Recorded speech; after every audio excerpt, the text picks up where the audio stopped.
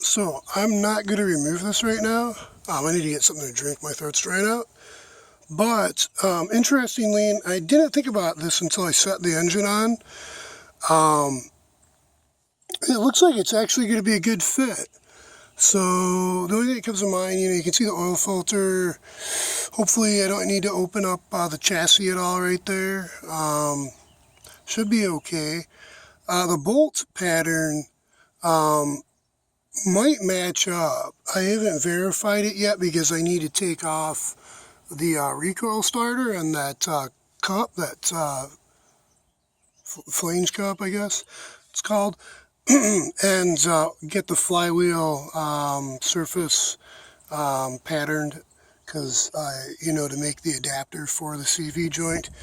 But reading into the 2000 series, they had a wide range of options for engines, and going down to, I know at least 13, because my one's 2130, which is 2000 series, 13 horsepower.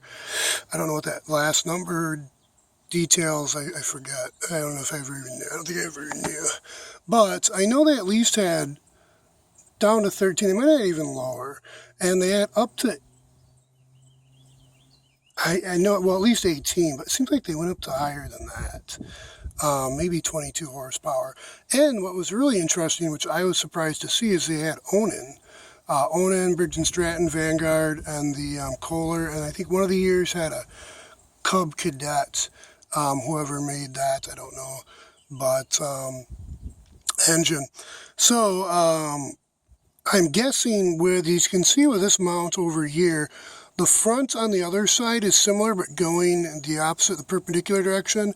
And then this over here, there's a slot going both ways. So there's kind of like a little L slot there, which is kind of handy. So I'm guessing that design was, engineered so that the range of engines can sit, no problem, mount, no problem. And when I said sit, I kind of want to pan over here. Looks like the height's about right. I'm guessing that's kind of one of the reasons you have a little more option with this range of motion and then mounting the CV joint. So the big, before I actually get to fabricating, other than the pattern, I want to get that pattern for how to mount on the flywheel, whatever that is. And then I'll go ahead and at least bolt, so I know position to mount the motor, and then I'll measure to get a good exact fit here. I mean, this is neat, I want to be a little more exact. You can look at, like, say, the Cub Cadet International Harvester 107 I have, and other older designs, and it's really interesting the amount of, the tolerance you really have based on that joint design, because the joints, it could be rubber or leather, literally. Some of them were made out of leather. Yeah, anyways, but with this I'm going to have to be a little more careful mounting. Probably don't have to with this bolt. Probably even could have a bracket there to space in between, just to have longer bolts, because it's only 2 bolts that mount this one side of the CV joint. So I guess that's called the CV joint. It looks like one, it's not really a U joint. So I'll get the bell housing off. I'll spec out and see, because there's a range of these different tapered shanks.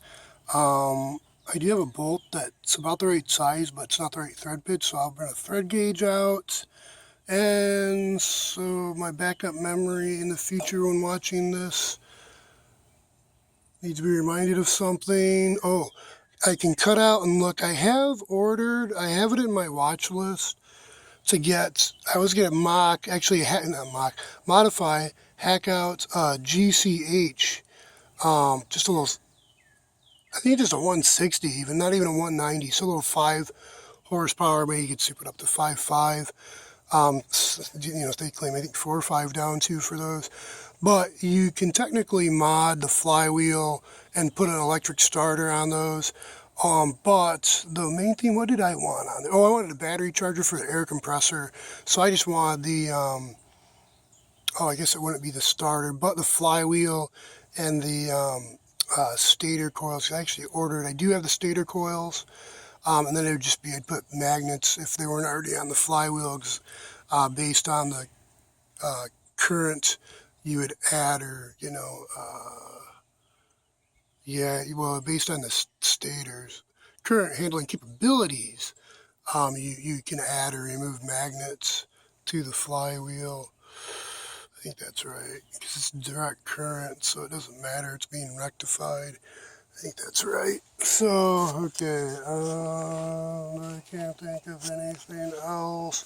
Oh, I guess for thought in the future James, is seeing what I have for those fan Kohler and Briggs & Stratton, because I got Kohler and I got a Briggs & Stratton I'm not using for the L heads. I think the one's for the opposed twin, I think the other, I don't know. I guess maybe they could be using both. But the old-fashioned pull starter, so I could potentially space that in between. So I'm going to want to have when I do draw that up, have a option to consider that spacing for. So I want to measure that old-fashioned pull start. And then also I've been thinking about is the end of the string for that having like Delrin or ultra high molecular weight polyethylene, or PTFE. I probably want to use PTFE, but something with very slippery, slick surface, so there just wouldn't be a risk of, say, that knot catching in that old-fashioned design, and even maybe even having like a teardrop shape or a shape where it'd be very lowest friction, so that rotational moment, or that dynamic range where that would fly out, there just wouldn't be a way it would get caught. So considering that also, so it'd be like an upgrade. Other than that, I can't think of anything. I already mentioned in the previous video thoughts on controls. So yeah, that's it. Okay. Okay, be safe, stay healthy, and learn something new. Christ be with you.